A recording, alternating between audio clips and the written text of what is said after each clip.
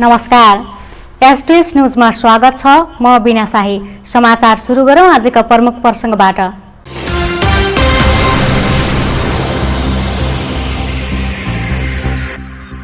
देशकै सर्वाधिक शेयर सदस्य भएको नवजीवन सहकारीले यस वर्ष विकेन्द्रित साधारण सभा गर्दै निक्षेपमा उल्लेख्य वृद्धि भए पनि लाभांश 15% मात्रै दिने।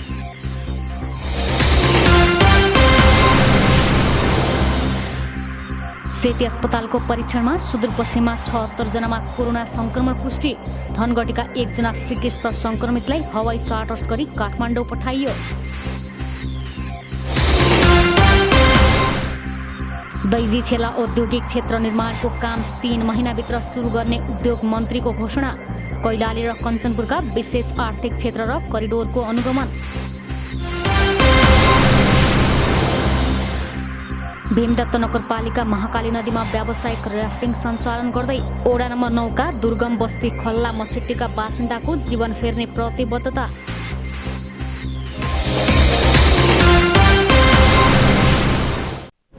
अब समाचार विस्तारमा।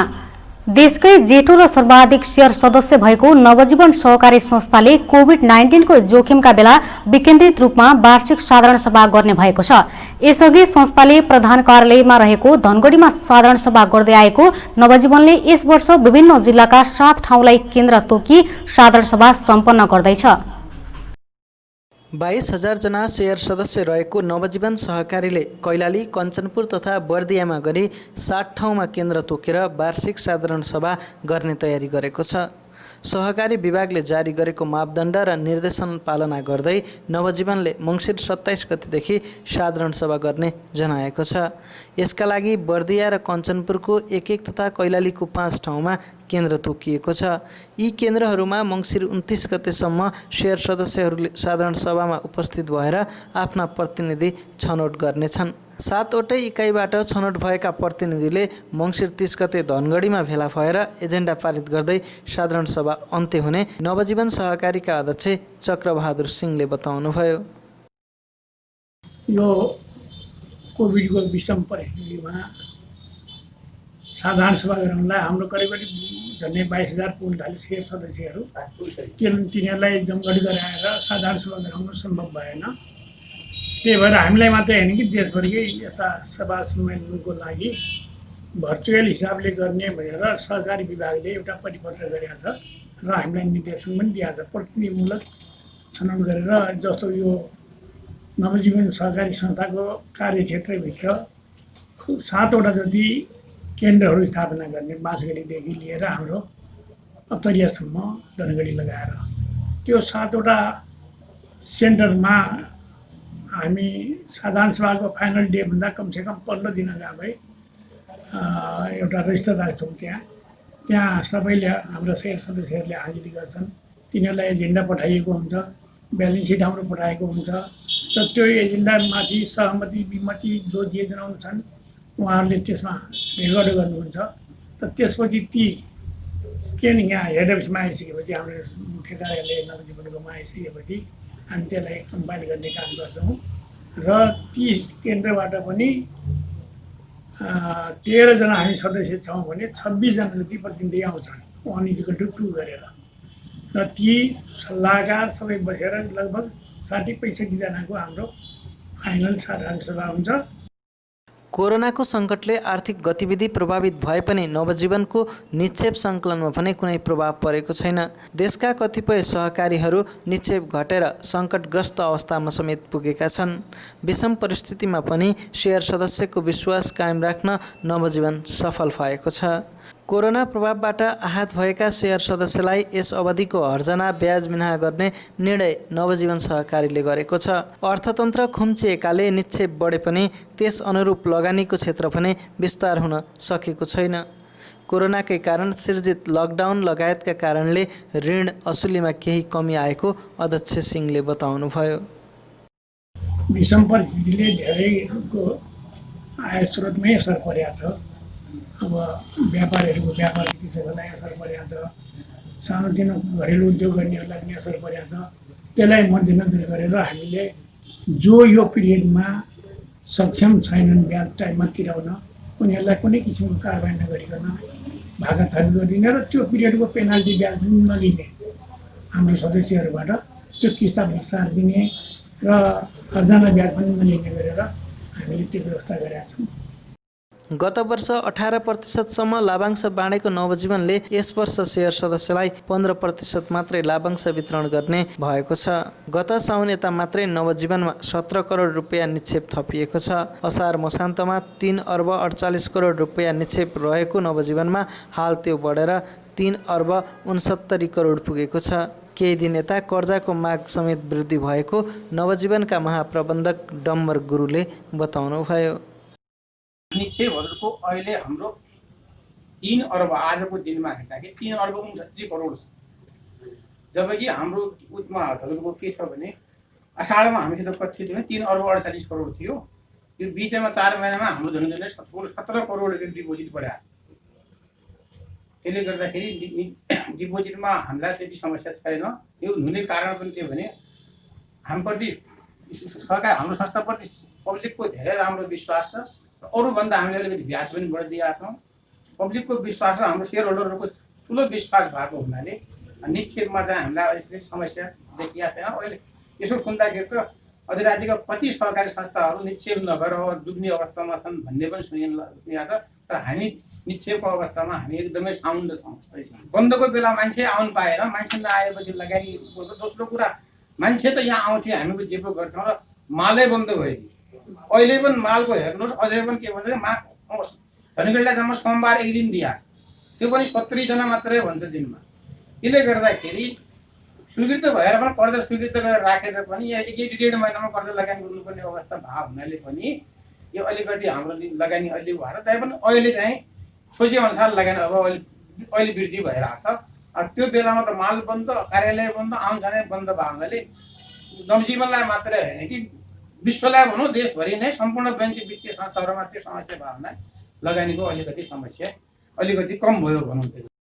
जिल्ला मालपोत कार्यालयको सेवा प्रवाह प्रभावित हुँदा ब्याङ्किङ कारोबार समेत सङ्कुचित भएको छ। कोरोना लगायतका कारणले मालपोतमा काम रोकिँदा ऋण लगानीका फाइल कयौँ दिन रोकिने गरेका छन्। कोरोनाका कारण अप्ठ्यारोमा परेका सेयर सदस्यलाई चालु पुँजी अभाव भएको अवस्थामा सहुलियतका लागि थप ऋण दिने नीति सहकारीले लिएको महाप्रबन्धक गुरुले बताउनुभयो। उसलाई थप कर्जा चाहियो भने हामी के छ कि अलिकति त्यसको अब उठोस् र अलिकति राम्रो गरोस् खुल्सिया भएको हुनाले थप कर्जा चाहिँ थप दिने व्यवस्था उसित ब्याज बाँकी भए पनि परियोजना सञ्चालन राम्ररी गर्छ भने अझ थप कर्जा गएर उठाउने चाहिँ व्यवस्था हामी अहिले त्यो चाहिँ गरिरहेको छौँ। अर्थतन्त्रका सूचकहरू ऋणात्मक रहेका बेला नवजीवन सहकारीका दूरदर्शी नेतृत्वले सहकारीलाई सङ्कटबाट जोगाएको छ। सेयर सदस्यको विश्वास र नवजीवनको चुस्त दुरुस्त सेवा प्रवाहले पनि सङ्कटको बेलामा समेत संस्थाले उच्च प्रगति कायम राख्न सफल भएको छ। अनमोल भट्टराई, एसटीएस न्युज, धनगढी। कैलालीका 66 सहित सुदूरपश्चिममा थप 76 जनामा कोरोना भाइरसको संक्रमण पुष्टि भएको छ। पछिल्लो 24 घण्टामा सेती प्रादेशिक अस्पतालमा 178 जनाको परीक्षण गरिएकोमा 77 जनामा संक्रमण पुष्टि भएको हो। कैलालीको घोडागुडी नगरपालिकाका प्रमुख ममता प्रसाद चौधरी र टिकापुरका मेयर तपेन्द्र रावललाई पनि कोरोना संक्रमण भएको छ। नगर प्रमुख चौधरीले आफ्नो स्वास्थ्य अवस्था सामान्य रहेको र होम आइसोलेसनमा बसिरहेको जानकारी दिनुभएको छ। सेती अस्पतालका सूचना अधिकारी दिलीप कुमार श्रेष्ठले कैलालीको धनगढी उपमहानगरपालिकाका 39 जनामा संक्रमण पुष्टि भएको जानकारी दिनुभयो। उपमहानगरपालिकाको वडा नम्बर 4 का 9 जना, वडा नम्बर 5 का 8 जना, वडा नम्बर 1 का 7 जना, वडा नम्बर 3 का 5 जना, वडा नम्बर 8 का 2 जना, वडा नम्बर 6 र 7 का 1-1 जना, त्यसैगरी ठेगाना नखुलेका 6 जनामा संक्रमण पुष्टि भएको छ। कैलालीकै टिकापुर नगरपालिकाका 17 जना, घोडागुडी नगरपालिकाका 4 जना, गोदावरी नगरपालिकाका 3 जना र गौरीगङ्गा नगरपालिकाका 1 जनामा संक्रमण पुष्टि भएको छ। स्थानीय तहको ठेगाना नखुलेका कैलालीकै 3 जना संक्रमित समेत थपिएका सूचना अधिकारी श्रेष्ठले बताउनुभयो। उता कञ्चनपुरको कृष्णपुर नगरपालिकाका 2 जना र भीमदत्त नगरपालिका र पुनर्वास नगरपालिकाका 1-1 जना समेत संक्रमित फेला परेका छन्। यस्तै अछामका 2 जना, डोटीका 2 जना, बैतडीको दशरथन नगरपालिका र डडेलधुराको परशुराम नगरपालिकाका 1-1 जनामा समेत संक्रमण देखिएको छ। यसैबीच कैलालीको टिकापुर नगरपालिकाका नगर प्रमुख तपेन्द्र रावलाई कोरोना भाइरसको संक्रमण देखिएको छ। कोरोना पुष्टि भएको नगर प्रमुख रावले फेसबुक मार्फत जानकारी दिनुभएको छ। आफ्नो स्वास्थ्य अवस्था सामान्य रहेको र हाल होम आइसोलेसनमा बसिरहेको उहाँले बताउनुभयो। यसैबीच सेती प्रादेशिक अस्पतालमा उपचाररत 1 जना कोरोना संक्रमितलाई हवाई उद्धार गरी काठमाडौँ लगेको छ। धनगढीका 45 वर्षीय पुरुषलाई सोमबार उनका परिवारले हवाई उद्धार गरी काठमाडौँ लगेका हुन्। उनको कोरोना परीक्षण गर्दा आइतबार मात्रै कोरोना पोजिटिभ रिपोर्ट देखिएको थियो। उता कोरोना जोखिम बढेपछि डोटीको जिल्ला बाल सुधार गृह बन्द गरेको छ। विभिन्न ठाउँबाट ल्याएका 27 बालकमा कोरोना संक्रमण देखेपछि बन्द गरेको प्रमुख जिल्ला अधिकारी भीमप्रसाद भट्टराईले बताउनुभयो। कोरोना फैलिन नदिन आवतजावत र सेवा बन्द गरेको उहाँले बताउनुभयो। कञ्चनपुरको बेतकोट नगरपालिका क्षेत्रमा बन्न लागेको दैजी छेला औद्योगिक क्षेत्रको उद्योग वाणिज्य तथा आपूर्ति मन्त्री लेखराज भट्ट लगायतको टोलीले निरीक्षण तथा स्थलगत भ्रमण गरेको छ। भ्रमणमा मन्त्री भट्ट सहित सचिव चन्द्रकुमार घिमिरे, लगानी बोर्डका प्रमुख कार्यकारी अधिकृत सुशील भट्ट, बालाजु उद्योग क्षेत्र लिमिटेडका अध्यक्ष तथा नगर प्रमुख लगायत सहभागी थिए। कञ्चनपुरको बेतकोट नगरपालिका स्थित दैजी छेला औद्योगिक क्षेत्रको निर्माण कार्य 2.5 महिनाभित्रै अघि बढाइने भएको छ। दैजी छेला औद्योगिक क्षेत्रको स्थलगत भ्रमण तथा आन्तरिक कार्यक्रममा कञ्चनपुर आएको उद्योग वाणिज्य तथा आपूर्ति मन्त्री सहितको टोलीले आउँदो 2.5 महिनाभित्रै शिलान्यास गर्ने प्रतिबद्धता जनाएको छ। उद्योग वाणिज्य तथा आपूर्ति मन्त्री लेखराज भट्टले समृद्ध सुदूरपश्चिमको अभियान सहित कञ्चनपुरको बेतकोटमा दैजी छेला औद्योगिक क्षेत्र सहित दर्जनौं आयोजना एकैसाथ सञ्चालन भइरहेको उल्लेख गर्नुभयो। मन्त्री भट्टले दैजी छेला औद्योगिक क्षेत्रको द्रुत मार्गबाट यथाशीघ्र शिलान्यास गरी कार्य अगाडि बढाउनु पर्नेमा जोड दिनुभयो। हाम्रा कच्चा पदार्थहरू साना उत्पादनहरूलाई कसरी लिने, त्यही भएर यसको जुन गुरु योजना छ, यसको डिजाइन जसरी बनेको छ, उत्तरतिर साना उद्योगहरू, बीचमा मझौला उद्योग, दक्षिणतिर ठुला उद्योगको यो परिकल्पना यसले गरेको छ। त हामी अब छिटोभन्दा छिटो ढिलो भयो भने हामी 2.5 महिनाभित्रै शिलान्यास गर्छौँ। हाम्रा बिचका कामहरू त्यो बिचमा हामीले सबै सम्पन्न गरेर अघि बढ्छौँ। त यो अन्य यहाँ पूर्वाधारहरूलाई कसरी अघि बढाउने भन्ने हाम्रो मन्त्रालयको टिम एउटा युद्ध स्तरमा तीव्र गतिमा अघि बढेको छ। लगानीको हामीले लगभग 8 अरब भनेका छौँ। बेतकोट नगरपालिकाका नगर प्रमुख अशोक कुमार चन्दले दैजी छेला औद्योगिक क्षेत्रलाई नगर स्तरबाट समेत औद्योगिक क्षेत्र सञ्चालनको लागि विगतका दिनमा गरिएको प्रयास सफल हुने बाटो रहेको बताउनुभयो। उहाँले दैजी छेला क्षेत्रमा स्थापना गरिरहेको औद्योगिक क्षेत्रको कार्यालय स्थापना गर्नुपर्ने जरुरी रहेको भन्दै अबको आउँदो 1-2 महिनाभित्रै कार्यालय स्थापना गर्नमा आफूहरू लागिरहेको बताउनुभयो। क्षेत्रमा जुन औद्योगिक क्षेत्र स्थापना गरिरहेका छौँ, यसको कार्यालय स्थापना गर्नुपर्ने जरुरी छ। हामी त्यो कार्यालय 1-1.5 महिनाभित्र कार्यालय स्थापना गर्ने कुरा र त्यो भोगाधिकार लिने कुरा र त्यसपछि हामीले निर्माणको चरणलाई अगाडि बढाउने कुरामा हामी सफलतापूर्वक ढङ्गले अगाडि बढ्नेछौँ। यो कुरा म मन्त्रालयका मन्त्रीज्यू, मन्त्रालयका सचिवज्यू, यस क्षेत्र हुने औद्योगिक क्षेत्र हेर्नु हुने बालाजु औद्योगिक क्षेत्र लिमिटेडका अध्यक्ष लगायत सबैलाई म जानकारी गराउन चाहन्छु। यहाँ कुनै पनि समस्या छैन। कार्यक्रममा प्रतिनिधि सभा सदस्य डाक्टर दीपक प्रकाश भट्ट सहित कञ्चनपुरका सबै प्रदेश सभा सदस्यहरू, स्थानीय जनप्रतिनिधि सहित सरोकारवाला र सर्वसाधारण नागरिकहरूको समेत उपस्थिति रहेको थियो। बेतकोटका स्थानीय नागरिकहरूले दैजी छेला औद्योगिक क्षेत्र निर्माण भए यहाँका नागरिकहरूलाई सुविधा हुनुका साथै युवाहरूले समेत आफ्नै क्षेत्रमा रोजगारीको अवसर पाउने अपेक्षा गरेका छन्। यसैबीच मन्त्री भट्ट सहितको प्राविधिक टोलीले सोमबार कैलालीको विशेष आर्थिक क्षेत्रको स्थलगत अवलोकन गरेको छ। प्राविधिक टोलीले गोदावरी नगरपालिकामा रहेको हरैयाको विशेष आर्थिक क्षेत्रको स्थलगत अनुगमन गरेको हो। मन्त्री भट्टले आउने आर्थिक वर्षको सुरुमै बजेट विनियोजना गरेर कार्यान्वयनमा लैजाने बताउनुभयो। भूगोलको समस्या नीतिगत छिटो सञ्चालन गर्न र प्राविधिक पक्ष लगायतका बारेमा जानकारी लिएर निक्रियोल गरिने उहाँले बताउनुभयो। एसटीएस न्यूजमा अब एकैछिन ब्रेकमा जानुअघि प्रमुख समाचार पुनः एकपटक।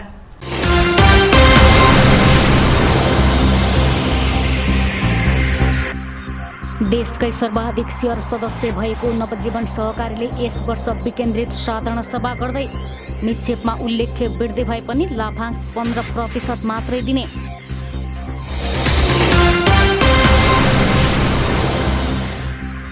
सेती अस्पतालको परीक्षणमा सुदूरपश्चिममा 76 जनामा कोरोना संक्रमण पुष्टि। धनगढीका 1 जना सिकिस्त संक्रमितलाई हवाई चार्टर्स गरी काठमाडौँ पठाइयो। दैजी छेला औद्योगिक क्षेत्र निर्माणको काम 3 महिनाभित्र सुरु गर्ने उद्योग मन्त्रीको घोषणा। कैलाली र कञ्चनपुरका विशेष आर्थिक क्षेत्र र करिडोरको अनुगमन। भीमदत्त नगरपालिका महाकाली नदीमा व्यावसायिक राफ्टिङ सञ्चालन गर्दै ओडा नम्बर 9 का दुर्गम बस्ती खल्ला मछिट्टीका बासिन्दाको जीवन फेर्ने प्रतिबद्धता।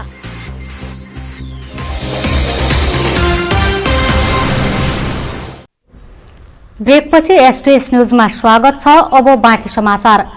कञ्चनपुरको भीमदत्त नगरपालिका ओडा नम्बर 9 खल्ला मछेट्टी स्थित महाकाली नदीमा र्याफ्टिङ सञ्चालन हुने भएको छ। भीमदत्त नगरपालिकाले नगर क्षेत्रको पर्यटन प्रवर्धन गर्ने उद्देश्यले महाकाली नदीमा र्याफ्टिङ सञ्चालन गर्ने तयारी गरेको हो। महाकाली नदीमा गत वर्ष र्याफ्टिङ सञ्चालनको परीक्षण सफल गरेको भीमदत्त नगरपालिकाले नियमित रूपमा र्याफ्टिङ सञ्चालन गर्ने तयारी गरिरहेको छ। र्याफ्टिङलाई व्यावसायिक रूपमा सञ्चालन गर्न नगरपालिकाले 10 जना स्थानीय युवालाई सुर्खेत पठाएर तालिम गराएको छ। महाकाली नदीको बहुउपयोग गर्ने उद्देश्यले नगरको योजना अनुसार दिगो व्यवस्थापन सहित र्याफ्टिङ सञ्चालन गर्न लागेको नगरपालिकाले जनाएको छ। र्याफ्टिङलाई व्यावसायिक तथा रोजगारको महत्त्वपूर्ण स्रोत पहिचान गरेर सञ्चालन गर्ने तयारीमा नगरपालिका लागेको छ। नदीबाट विद्युतीकरण र सिँचाइसँगै बहुउपयोग गर्ने उद्देश्यमा आयस्रोतको मुख्य आधार बनाउने उद्देश्यले र्याफ्टिङ सञ्चालनको तयारी भइरहेको भीमदत्त नगरपालिकाका नगर प्रमुख सुरेन्द्र विष्टले बताउनुभयो। विद्युतीकरण सिँचाइको विषय मात्र रहेन, हामीले महाकाली नदीलाई एउटा विभिन्न क्षेत्रमा काम गरेर आय स्रोतको मुख्य आधार बनाउन सक्छौँ। त्यसै अन्तर्गत हामीले र्याफ्टिङको सफल परीक्षण सम्पन्न गऱ्यौँ र र्याफ्टिङ यदि त्यहाँ हामीले व्यावसायिक ढङ्गले सञ्चालन गर्न कुराको लागि अगाडि बढेको सन्दर्भ छ र 10 जनाभन्दा युवाहरूलाई सुर्खेतमा तालिम पनि दिइसकेको सन्दर्भ छ त्यस क्षेत्रमा। र चाहिँ हामीले कुराकानी अगाडि बढाउँदै गर्दा यो कोरोनाको जुन महामारी आयो यसले गर्दा केही दिन हामीले यो कामलाई रोक्नुपर्ने परिस्थिति सिर्जना भएर आगामी दिनमा यो कामहरूलाई हामी अगाडि बढाउने सोच बनाइरहेका छौँ। नगरपालिकाले र्याफ्टिङ सञ्चालन गर्नको लागि निश्चित स्थान पनि पहिचान गरेको जनाएको छ। मछेट्टी गाउँको उत्तरतर्फ साइलेन्ट रिभर स्थानदेखि खल्ला गाउँको पश्चिमसम्म र्याफ्टिङ सञ्चालन गर्ने योजना नगरपालिकाको छ। भीमदत्त नगरका 3 वटा गाउँ नदी किनारमा पर्ने भएकोले र्याफ्टिङ सञ्चालनबाट उनीहरूलाई व्यावसायिक लाभ मिल्ने अपेक्षा नगरपालिकाको छ। नगरपालिकाले आन्तरिकसँगै बाहिरी पर्यटनलाई लक्षित गरेर र्याफ्टिङ सञ्चालन गर्न लागेको छ। चैत्रदेखि असार महिनासम्म चल्ने पूर्णागिरी मेलामा ठूलो संख्यामा भारतीय पर्यटक ब्राह्मदेव क्षेत्रमा मन्दिरको दर्शन गर्न आउने गरेका छन्। ब्राह्मदेवमा आउने पर्यटकलाई र्याफ्टिङसम्म आकर्षण गर्न समेत सम्भावना रहेको स्थानीयको बुझाइ छ। सीमा नदी भएकोले नगरपालिकाले र्याफ्टिङ सञ्चालन गर्नको लागि परराष्ट्र मन्त्रालयमा पनि नगरपालिकाले पत्राचार गरेको नगर प्रमुख विष्टले बताउनुभयो। साझा नदी भएको हुनाले परराष्ट्र मन्त्रालय मार्फत भारत सरकारसँग र्याफ्टिङ सञ्चालन गर्ने कुराको निम्ति त्यहाँ सहकार्य गर्ने कुराको आग्रह गरेका छौँ र भारतपट्टिबाट भारतीय नागरिकहरूले त्यहाँ र्याफ्टिङ चाहिँ लामो समयदेखि सञ्चालन गरेको सन्दर्भ छ। दोस्रो मैले त्यो सुरक्षाको दृष्टिकोणले पनि त्यहाँ जलमार्ग भएर हामी गस्ती गराउन सक्छौँ त्यो पनि सम्भावना छ र केही कुरा हामी त्यहाँको पूर्वाधारको सन्दर्भमा समस्या थियो र नगरपालिकाले त्यहाँ बाटो पुर्याइसकेको अवस्था छ र अलिकति विद्युतीकरण गर्ने कुरा जुन समस्या त्यसलाई पनि हामी विद्युत लाइन प्रसारणलाई अगाडि बढाइरहेको सन्दर्भ छ। सञ्चारको त्यहाँ केही समस्याहरू छ, त्यसका निम्ति टावर तयार भएको अवस्था छ र त्यो चालु भइसकेको अवस्था छ, अब चालु हुन्छ होला। नगरपालिकाले निजी क्षेत्रसँग सहकार्य गर्ने गरेर र्याफ्टिङ सञ्चालन गर्ने योजना अघि सारेको छ। र्याफ्टिङबाट स्थानीयलाई रोजगार मिल्ने भएपछि र्याफ्टिङ सञ्चालनको लागि खल्ला मछेट्टीका जनता निकै उत्साहित रहेको स्थानीय बिसन सिंह खत्रीले बताउनुभयो। ऱ्याफ्टिङ भएपछि सर राम्रै होला, बिजनेस होला, सबैलाई खाना लानलाई गाँसका बाट छैन, त्यसको व्यवस्था यात्रीहरू आए कसैले 2 रुपियाँ कसैले 3 रुपियाँ गरेपछि यहाँ कसैले अब पानी बेचेर पनि नाना आफ्नो पेट पाल्ने गुजरा होला भन्ने सोच छ। अब हुन्छ कि हुँदैन त्यो मलाई थाहा छैन भन्ने कुरा भनिराख्छन्। ऱ्याफ्टिङ सञ्चालन भए पनि आन्तरिक तथा बाहिरी पर्यटक ऱ्याफ्टिङ गर्न आउने भएकोले यहाँका बासिन्दालाई प्रत्यक्ष लाभ मिल्ने सम्भावना छ। कैलालीमा वन मुद्दामा फरार एक अभियुक्त पक्राउ परेका छन्। 2,01,960 जरिवाना भई वन मुद्दाका फरार भजनी नगरपालिका 9 भरुवाका वर्ष 47 को छेदु राजीलाई प्रहरीले पक्राउ गरेको हो। कैलाली जिल्ला अदालतको 2071 वैशाख 17 गतेका फैसलाले उनलाई 3 महिना कैद र 2,01,960 जरिवाना गरेको थियो। त्यस लगत्तै उनी फरार भएका थिए। इलाका प्रहरी कार्यालय भजनीबाट खटेको प्रहरी टोलीले राजीलाई आइतबार घरबाटै पक्राउ गरेको जिल्ला प्रहरी कार्यालय कैलालीका प्रवक्ता प्रहरी नायब परीक्षक प्रतीक विष्टले बताउनुभयो। पक्राउ परेका राजीलाई कैलाली जिल्ला अदालतमा दाखिल गरेको विष्टले बताए। यसैबीच वन मुद्दामा बरामद गरी कञ्चनपुरको जिल्ला वन कार्यालयमा राखेको M14301 नम्बरको बोलेरो गाडीमा गैराती आगजनी भएको छ। कञ्चनपुरका प्रवक्ता प्रहरी नायब परीक्षक अमरबहादुर थापाले आगलागी हुँदा गाडीको अगाडिको भाग जलेर नष्ट भएको र प्रहरी सहितको टोलीले आगो निभाएको बताउनुभयो। आगलागीको कारण भने खुलिसकेको छैन। ब्याट्री सर्ट भएर आगलागी भएको हुन सक्ने प्रहरीको अनुमान छ। डडेलधुराको परशुराम नगरपालिका 12 जोगबुडाका वीरबहादुर धामीको सो गाडी काठसहित 1 महिना अघि पक्राउ परेको थियो। प्रहरीका अनुसार उक्त काठ चोरी सम्बन्धी मुद्दा चलिरहेको थियो। डोटीको गडसेरा अस्थायी प्रहरी चौकीमा कार्यरत प्रहरी जवानले 15 वर्षीय एक बालिकालाई बलात्कारपछि हत्याको प्रयास गरेको भन्दै जिल्ला प्रहरी कार्यालय डोटीमा उजुरी दर्ता गरेको छ। डोटीको जोरायल गाउँपालिका वडा नम्बर 5 की बालिकालाई 24 वर्षीय प्रहरी जवान सुशील सिंहले कार्तिक 13 गते राति बलात्कारपछि हत्या प्रयास गरेको पीडित बालिकाका आफन्तले बताएका छन्। राति 11 बजे बालिकाको घरमा उनी सुतेकै कोठामा पुगेर बलात्कार गरेको र उनलाई घिसार्दै घरदेखि तल रुखमा झुण्ड्याएको अर्धचेत अवस्थामा भेटिएकी थिइन्। पीडित बालिकाका बुवाले छोरीलाई उनकै दोबट्टाले रुखमा झुण्ड्याएको अवस्थामा भेटेको बताउनुभयो। अचेत अवस्थामा रहेकी छोरीलाई गडसेरा स्वास्थ्य चौकीमा लगेर प्राथमिक उपचार गरेको पीडित बालिकाका बाबुले बताउनुभयो। न्यायका लागि अस्थायी प्रहरी चौकीमा निवेदन दिए पनि त्यहाँ दर्ता गर्न नमानेको उहाँले बताउनुभयो। अचेत अवस्थामा सेती प्रादेशिक अस्पतालमा ल्याइएकी बालिका उपचार गरेपछि होसमा आएकी छन्। घटनामा संलग्न प्रहरी जवान सुशील सिंह विरुद्ध पीडित बालिकाका परिवारका सदस्य कार्तिक 14 गते बिहान अस्थायी प्रहरी चौकी गडसेरा पुगेका थिए, तर त्यहाँ मुद्दा दर्ता भएन। पीडित पक्षको दबावमा बलात्कारपछि हत्या प्रयास गर्ने प्रहरी जवान सुशील सिंह विरुद्ध जबरजस्तीकरण र ज्यान मार्ने उद्योगको मुद्दा दर्ता भएको छ। समाचार सक्नु अघि अन्तमा मुख्य समाचार पुनः एकपटक।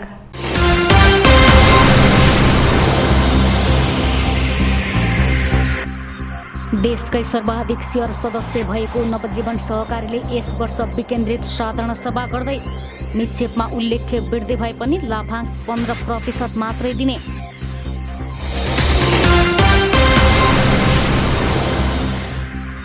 सेती अस्पतालको परीक्षणमा सुदूरपश्चिममा 76 जनामा कोरोना संक्रमण पुष्टि।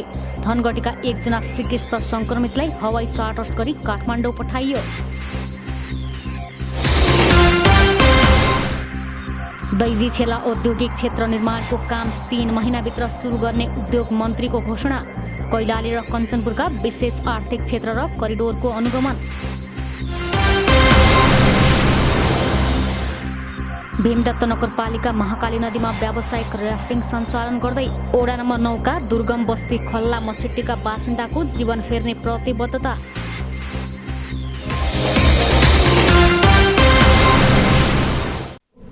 हस्त अहिलेलाई समाचार सकियो। हामी सबैलाई बिदा दिनुहोस्। नमस्कार।